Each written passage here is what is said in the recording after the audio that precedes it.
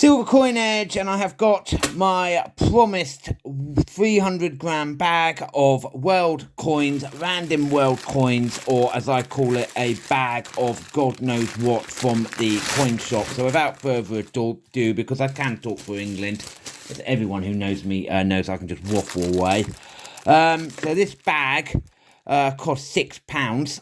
The date today is the 14th of June, 2023. So the exchange rate makes that worth in US dollars for any Americans who have stumbled across this video, $7.59. So this is not expensive.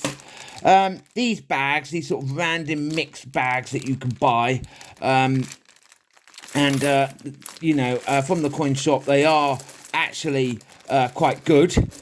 They're better than the ones that you buy online, definitely, because there is actually a chance that there is some silver in here, or something old and interesting, or something from a country that I've never heard of before. So what I'm going to do is that I'm going to move those off camera, and I'm going to start shifting through them without further ado. So first is this coin from Sweden. I'm doing this completely from memory. Test my knowledge. 5 krona. That's just modding. The Swedish, they do not use. Let's just have a bit of a spread. We've got 100 pesos from Spain. It's got that lovely edge inscription. I remember these from my travels to Spain when I was younger. This is still exchangeable. That's 100 pesetas. Got another one. Just modding change, really, that you would get on holiday. The quality of these bags does vary. Oh, we've got a bit of fluff there. I mean, you get everything in these. You get little bits of fluff, you get dirt, you get bits of matchstick, you get all kinds of stuff. And it's basically the coin dealer at the end of the day has basically just scraped everything he's got left on his desk into these bags, and he sells them by weight. This is $1 Cuban, 2007, or on peso. Modern, probably made out of nickel. We've got some African colonial money. This is slightly better. It's got some glue on there or something. 1943, East Africa. There is demand for this sort of coin. People do collect it. We've got South Korea. My memory is superb. It is. I am very, very, very good at remembering all these coins that I've seen before. So this is one. This is modern. It's still interesting. Not worth much. We've got $2 from Hong Kong, 1995. I love the shape. It's a really intriguing shape. Get a really good grip on that. That's made out of some sort of copper nickel, probably. We've got 2 francs, 1950. This is aluminium. Here, let me drop it. It's really, really light. It's made out of Coke cans. Basically, after the Second World War, the French authorities basically allowed the franc to completely disintegrate into hyperinflation. And by 1950, these 2 franc and 5 franc coins, here's the 5 franc, it's in the same lot. It's got some graffiti on it. Somebody's used a pen or something and gone round it, or even done a bit of artwork on that. These 5 franc and 2 franc pieces, which are made out of aluminium, are basically a sign that the currency completely collapsed into hyperinflation, because, you know, by 1950 you would have been walking along in Paris and you would have just seen these just thrown all over the pavement. They were completely and utterly worthless, and they stopped minting them in 1950 because by then, you know, it was thousands of francs, you know, to buy a cup of coffee, pretty thing, pretty much. The one of these that you want to look out for is the 1945 copper aluminium one, of which they only struck about 250,000 before they removed the copper. That's the one that you want to look out for in terms of the value. We've got Holland. 1967, 25 cents. That's 100% nickel. We've got we've got $1 from the East Caribbean states, and 1981, $1. It's got a ship on it, so that really gets me excited. I love any coin with a ship. It's got a reeded edge. This is brass, definitely made out of brass. Sort of more modern coin. Oh, we've got a slightly older coin. We've got a 1949 South African penny, again with a ship. It's not worth much. There it is, George V. So this is British Colonial, 1D, South Africa. That's a beautiful coin. It's not worth much. It's interesting. We've got more Greek money. Every single coin lot, I have this in it. Every single one. It's got a Greek god on it. I can't remember who that is. I'm sure you can look it up. 50 drachma, 1988. The drachma was inherently worthless. We've got a 1954. This is Malaysia. And this was when it was under British control. So this is colonial money. And it's 50 cents. It's not silver. They debased in 1947, 1954. So it's going to have the Queen on it. And if I remember correctly, these coins have that beautiful security edge. It's not worth much. It's interesting, but it's not worth much. Oh, and if I had a penny for every time I had one of these fractional modern French franc coins, I would be rich. That is worth, well, brass, basically. 1 franc, that's Villy French. It's got the axe on it. Not worth much. Again, not worth much. 10 drachma. Oh, this one looks... Oh, it's got almost like a proof finish on it. 10 drachma, 1994. With an atom on it. Again, not worth much. More South Korean, 1996, better condition than the other one. There he is. We've got, I think this is Australia. And I'm right, it is Australia. 2008. Again, it's modern change that people bring back. We've got something slightly more interesting. This is a 25-cent piece from 1918, and it's from Belgium, and it would have been issued by the German authorities as utility money. And the reason why it's this nasty black colour is because it is basically 100% zinc. They had no money or resources available for coinage. So the Germans, due to the First World War, because they were occupiers in Belgium, they issued these 25-cent pieces for the poor Belgian people to have in their pockets. Talk about debased currency. Very interesting. I like the history behind that. We've got a 1972 1-cent piece from the United States. So they made about 1 billion of those. And again, 1964D, which I think is probably the most mass-produced copper coin ever in the history of humanity. They probably... Ooh!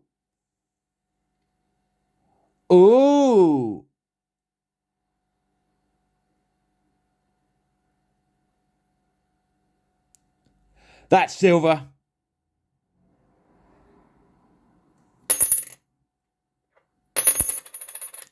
Now, I know that there's a lot of sort of junky stuff in this bag. Yes, granted, sort of like, you know, your 10 drachma piece, which is complete and utter rubbish.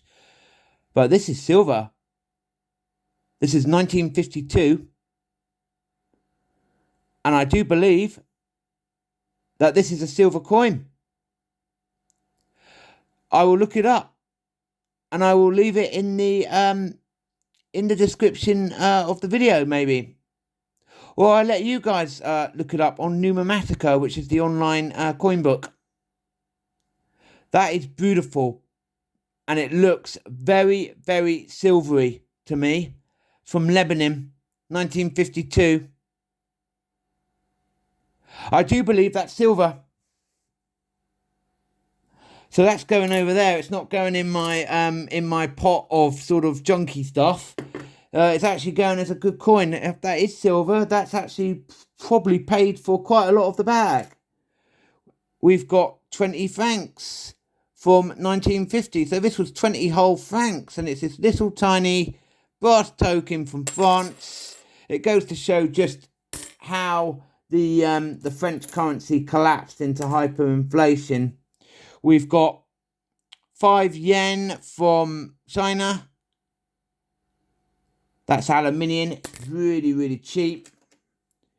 We've got a 1957 1 krone from Norway. That's copper nickel.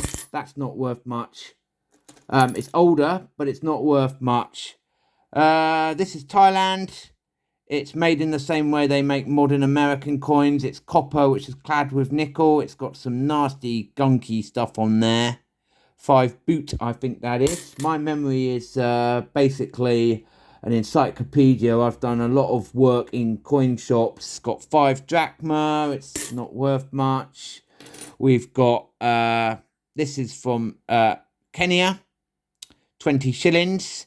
This has got face value. I think it's about 8p, I think, in UK money. 1998. I shudder to think how many people have handled that. Probably about 1 billion people have handled that. It's got some nasty green stuff on it. Ugh, nasty. We've got a Turkish lira, which is now one of the most worthless currencies in the whole world. So that's tiny amount of money in terms of the exchange rate on that. There was an outcry about these coins because they could be used in vending machines in the Eurozone, and this would pass as a €2 piece. And obviously, even at the time when these were freshly introduced, what year is that one? That is a 2021. So this is somebody's holiday change. Somebody's bought that back. The best coin I've had so far out of the whole lot is this beautiful silver 1952 coin from Lebanon. I do really seriously believe, the sound of it, that's a silver coin. We've got Soviet issue. This is from a country, Yugoslavia. 20 dyna, doesn't even exist anymore. I love the cogs of industrial production and your strongman there. It's got some right manky stuff on it. Yeah, that's Soviet issue. Yugoslavia, from a country that doesn't exist. I'm just seeing if there's anything that's good in the rest of this coin lot. We've got Singapore. That's quite a nice coin. 50 cents. It's got a good reeded edge.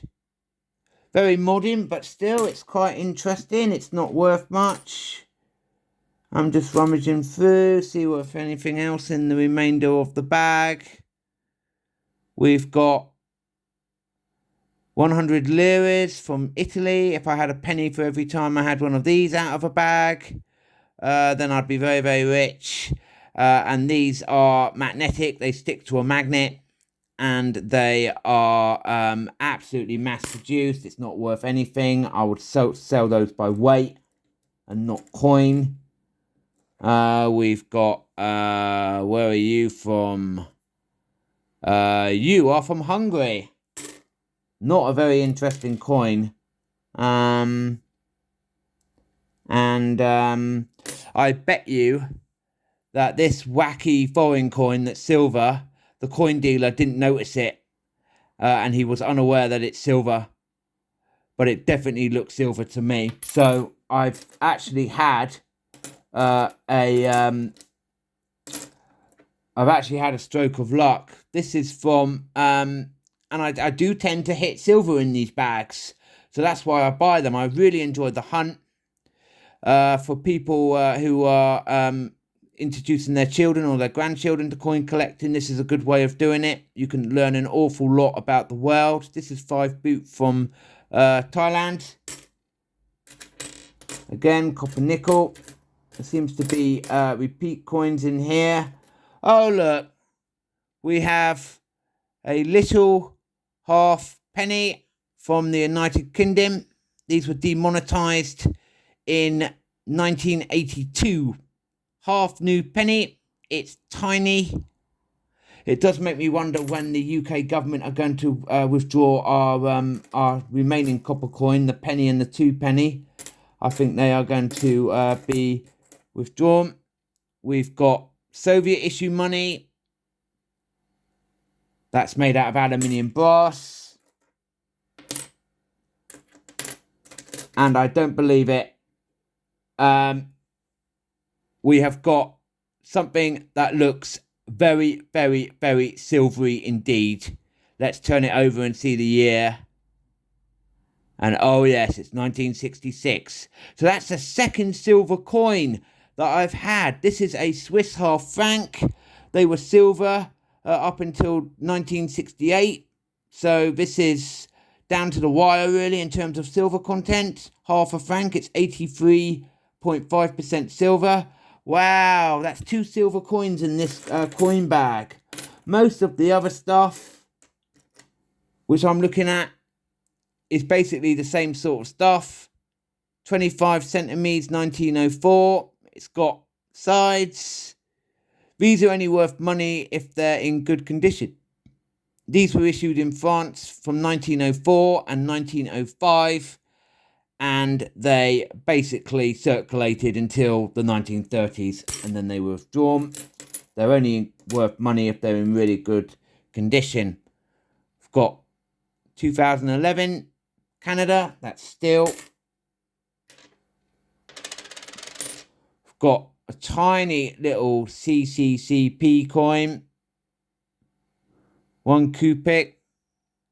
Can't even make out the year, it's corroded. So we've had all the normal stuff that I would expect to find. Just having a look. We've got these lovely little tiny 10-cent pieces. 1965 and 1972. Now, these are from Holland. And they're absolutely tiny. Let me get another coin to compare them size to. Look, here's the US 1 cent. Gives you an idea of how tiny they are. Very easy coin to lose. But these are 100% nickel. And that, I think, if there's anything else in here, which I think, oh, this is from South Arabia. It's got that beautiful design on it. 1964. So that's Saudi Arabia. That's slightly more interesting coin. We've got a big, chunky 20-cent piece from Australia. I mean, I'm intrigued by how big their money still is, considering what its buying power must be by now. Got an older Canada, 1985, so that's probably nickel. We've got a bunch of grapes, 50 cents. That, I believe, is Cyprus. I believe it's either Cyprus or it's Yugoslavia. Again, I've got a lot of Yugoslavian money in here.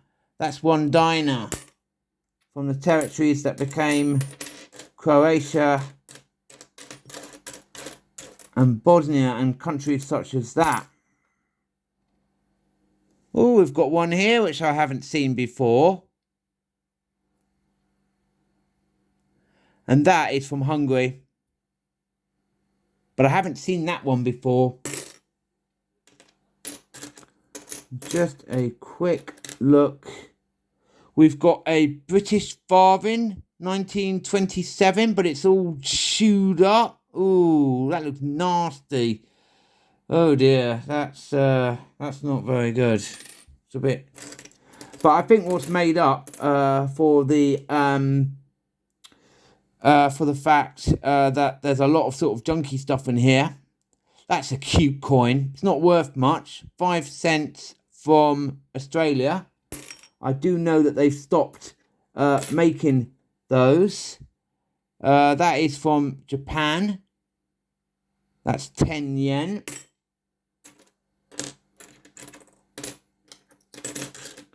And then we've got, there's not much else left in the pile that's of real interest to anyone, which sort of repeats of sort of stuff that we've already seen from the back. The only one that's noticeable is this beautiful square one from India. And it's 1957.